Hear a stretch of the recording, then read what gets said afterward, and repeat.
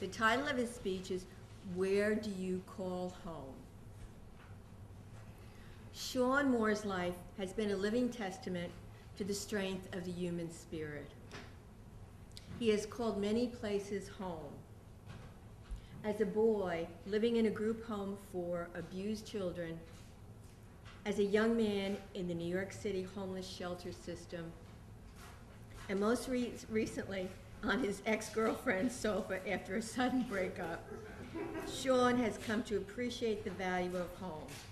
This is his third speech. Get to the point. The subject is, where do you call home? Please give a warm welcome to Sean Moore.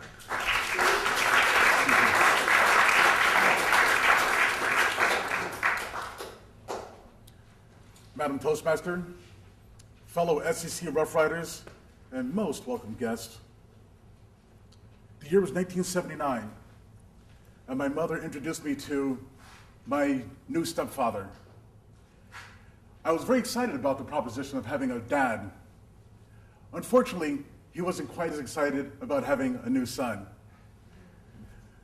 One of the ways that he sought to remedy this was during that summer, he decided to keep me in my bedroom for the entire summer. I was allowed to come out for meals and to go to the restroom. I couldn't go outside, I couldn't watch television, and I was utterly alone and despondent and heartbroken.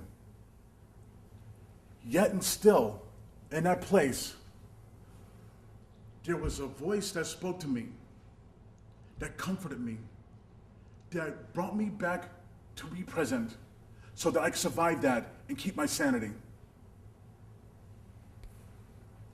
What I'd like to talk to you about today is that place, that true home, because my body has lived in a number of places. From there, after my father couldn't keep me in the bedroom any longer, he basically, I found a way to get out of the home. And from that place, I was able to wind up in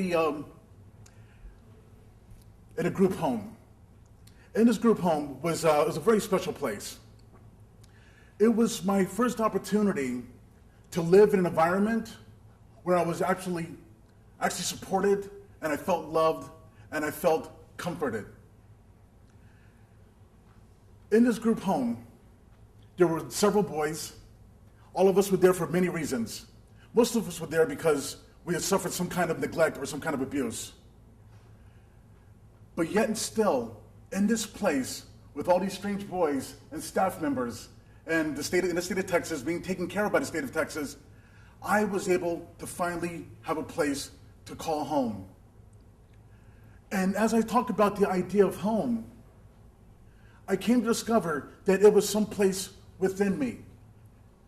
And I could take that place anywhere. I could take that feeling with me anywhere I went, kind of like a Winnebago, a traveling home, if you would.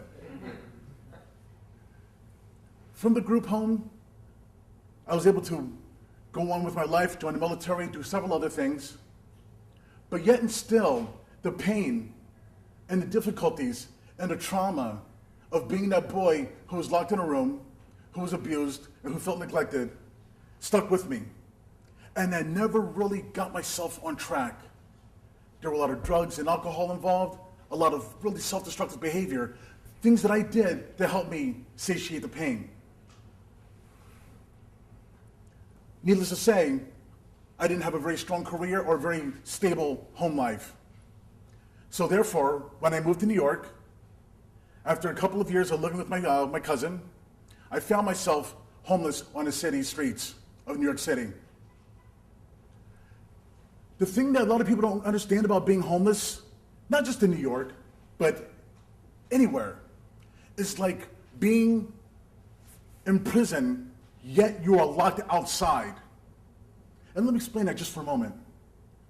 As a homeless person, we don't have the best grooming habits because we don't have the access to do so. And as a homeless person, it's very difficult to get inside anywhere. If you like to hit up a Starbucks or something like that to use the bathroom, it's hard to do that. And I felt trapped outside, locked outside. And even in that place, I had to find a space to call home within myself. Because through that suffering and in that pain, if I didn't have that center, if I didn't have that home within me, I would have lost my mind and I would have stayed on those streets and I would never be here standing before you today. And I thank that voice for that.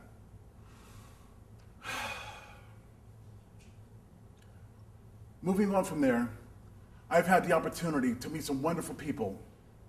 I've had the opportunity to really get in touch with that inner home that I speak about. I've read the works of Eckhart Tolle and some other amazing people, and they talk about being present. And finally there was a name and identification for that place that I always called home. It was just called presence. It was just being present. Taking an opportunity, wherever I was, to take a few conscious breaths. Fill my body. Fill my spirit. Fill my spirit in my body. Look around me and know that I am here. And I am with you. And if I can maintain that, no matter where I go, no matter how despondent it may be, no matter how trying or how difficult, nothing, and I mean nothing, can ever take that away. And by the grace of God, I've had an opportunity to meet a wonderful woman. She and I were together for 6 years. And in our relationship, we had a very powerful spiritual practice. And I had an opportunity to also continue to develop that oneness, that presence, that light of spirit that I spoke of. Unfortunately, the nature of our relationship changed. I don't want to call it a breakup, but the nature of the relationship changed dramatically. We had some boundary issues, so to speak. You know, as a matter of fact, if your partner ever tells you that they don't look at your Facebook page, just change your status to single and see how fast they respond to you. It takes about 2 seconds. She's a wonderful woman, and I bless her and I let her go. And when we broke up, I found myself on her sofa. And all of a sudden, here I was, this 42-year-old man, and I was that little boy in foster care in a group home. I was the young man in a homeless shelter. And I spent many nights on that sofa sobbing and crying because I had forgotten the place that I truly call home. Fortunately, I was able to get back there, and I am back here now. And what I do and what I'm doing now is to try to carry that presence and carry that sense of home everywhere I go and in everything I do. And I invite all of you to do the same. No matter what you're going through, your home is right here. I invite you to remember that.